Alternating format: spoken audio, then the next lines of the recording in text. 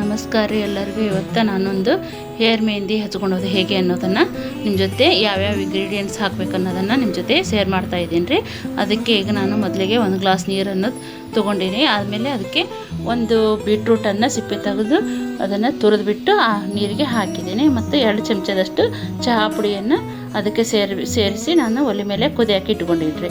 ನಂತರ ಒಂದು ಮುಷ್ಟಿ ಗಾತ್ರದಷ್ಟು ದಾಸವಾಳದ ಹೂವಿನ ಎಲೆಯನ್ನು ತೊಗೊಂಡು ಅದನ್ನು ಸಣ್ಣಗೆ ಹೆಚ್ಚಿಬಿಟ್ಟಿದ್ದೀನಿ ರೀ. ಹೆಚ್ಚು ಕುದಿಯಾಕಿಟ್ಟಂಥ ನೀರಿಗೆ ಅದನ್ನು ದಾಸವಾಳ ಹೂವಿನ ಎಲೆಯನ್ನು ನಾನು ಸಣ್ಣಗೆ ಹೆಚ್ಚಿಬಿಟ್ಟು ಅದಕ್ಕೆ ಹಾಕ್ತಾಯಿದ್ದೀನಿ ರೀ.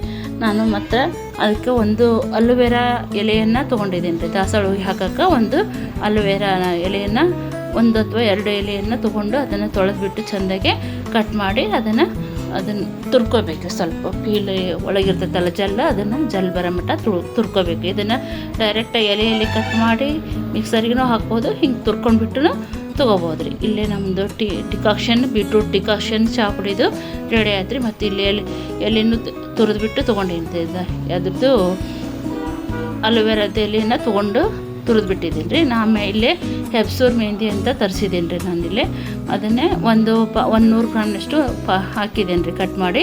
ನಂತರ 2 ಚಮಚ ಕಾಫಿ ಪುಡಿ ಹಾಕಿದ್ದೀನಿ ರೀ.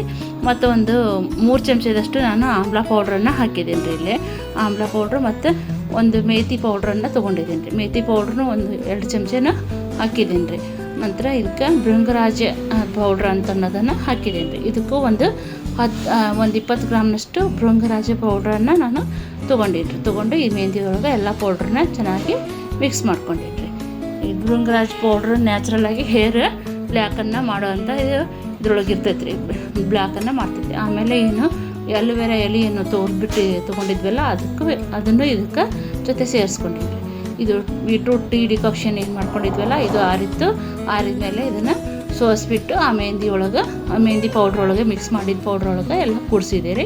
ಆಮೇಲೆ 2 ವಿಟಮಿನ್ ಇ ಕ್ಯಾಪ್ಸಲ್ಸನ್ನು ಇದಕ್ಕೆ ಒಡೆದು ಇದು ಪೌಡ್ರ್ನೊಳಗೆ ಮಿಕ್ಸ್ ಮಾಡಬೇಕು. 2 ಒಡೆದು ಇದಕ್ಕೆ ಮಿಕ್ಸ್ ಮಾಡಿದ್ದೀರಿ. ಚೆನ್ನಾಗಿ ಮಿಕ್ಸ್ ಮಾಡಬೇಕು. ಆಮೇಲೆ ಎಲ್ಲ ಇಂಗ್ರೀಡಿಯೆಂಟ್ಸ್ ಹಾಕಿ ಚೆನ್ನಾಗಿ ಗಂಟಿಲ್ದಾಗ ಕಲಸಿ ಇದನ್ನು ಮುಚ್ಚಿಡ್ಬೇಕು ರೀ. ಇದನ್ನು ಒಂದು ಓವರ್ ನೈಟ್ ಕಲಸಿದ್ವಿ ಅಂದರೆ ಬೆಳಗ್ಗೆ ಹಚ್ಕೊಳಕ್ಕೆ ಇದು ರೆಡಿ ಆಗ್ತೈತಿ. ಇದು ಚೆನ್ನಾಗಿ ಗಂಟಿಲ್ದಾಗ ಚೆನ್ನಾಗಿ ಮಿಕ್ಸ್ ಮಾಡಬೇಕು ಎಲ್ಲ. ಅದು ನಾವು ಟೀ ಡಿಕಾಕ್ಷನ್ ಏನು ಮಾಡಿದ್ವಲ್ಲ ಬೀಟ್ರೂಟ್ ರಸದೊಳಗನ್ನ ಕಲಿಸ್ಬಿಟ್ಟಿನಿ. ಮತ್ತು ಎಕ್ಸ್ಟ್ರಾ ನೀರು ಏನು ಹಾಕಿಲ್ಲ. ನೀವು ನೋಡಿಬಿಟ್ಟು ಎಷ್ಟು ಬೇಕನ್ನೋದು ನೋಡಿಬಿಟ್ಟು ಹಾಕಿ ಕಲಿಸ್ಬೋದು ರೀ. ಇನ್ನು ಓವರ್ ನೈಟ್ ಬಾಯಿ ಮುಚ್ಚಿಟ್ಟು ಬೆಳಗ್ಗೆ ನಾವೇನು ಮಾಡಿದ್ವಿ ಇದನ್ನು ಅದು ಓವರ್ ನೈಟ್ ಆದಮೇಲೆ ಅದನ್ನು ಬಾಯಿ ತೆಗೆದು ನೋಡಿದ್ವಿ ಈ ಟೈಪ್ ಆಗಿತ್ತು. ಚೆನ್ನಾಗಿ ಕೂದಲ ಎಲ್ಲನೂ ಭಾಳ ಸ್ವಲ್ಪ ವೈಟ್ ಹೇರ್ಸ್ ಇತ್ತು. ನಾವು ಬಿಫೋರ್ ಇದನ್ನು ನಮ್ಮ ಮೆಹಂದಿ ಅಪ್ಲೈ ಮಾಡೋಕ್ಕಿಂತ ಮುಂಚೆಗೆ ನನ್ನ ಕೂದಲ. ಆಮೇಲೆ ಇವೆಲ್ಲ ತಲೆಗೆಲ್ಲ ಪಾರ್ಟಿಷನ್ ಮಾಡ್ಕೊಂಡು ಚೆನ್ನಾಗಿ ಹಚ್ಕೋಬೇಕು. ಎಲ್ಲ ಕಡೆಯೂ ಇವನ್ನಾಗಿ ಹಚ್ಕೋಬೇಕು. ಹಚ್ಕೊಂಡು 1-1.5 ತಾಸು ಬಿಟ್ಟು ಇದನ್ನು ಶ್ಯಾಂಪು ಹಾಕ್ತೇನೆ ಹಾಗೆ ತೊಳ್ಕೊಬೇಕು ರೀ. ಇದನ್ನು ಮಾಡೋದ್ರಿಂದ ಹೇರ್ ಸ್ಮೂತು ಶೈನಿಂಗು ಎಲ್ಲ ಚೆನ್ನಾಗಿ ಆಗ್ತೈತಿ. ಮತ್ತು ವೈಟ್ ಹೇರ್ಸ್ ಎಲ್ಲ ರೆಡ್ಡಿಶ್ ಕಲರ್ ಕಾಫಿ ಕಲರ್ ಬರ್ತೈತಿ. ನಿಮಗೂ ಇದೇ ಥರ ಮನೆಯೊಳಗೆ ಮಿಕ್ಸ್ ಮಾಡಿಕೊಂಡು ಮೆಹಂದಿನ ಎಲ್ಲನೂ ಇಂಗ್ರೀಡಿಯೆಂಟ್ಸ್ ಹಾಕಿ ಮಿಕ್ಸ್ ಮಾಡಿಕೊಂಡು ಚೆನ್ನಾಗಿ ಕೂದಲ ಕಾಣಬೇಕಂತಂದರೆ ಆರ್ಗ್ಯಾನಿಕ್ ಕಲರ್ ಆಗಿ ಚೆನ್ನಾಗಿ ಬರ್ತೈತಿ. ಕಾಫಿ ಕಲರ್ ಇದು ಬ್ರೌನು.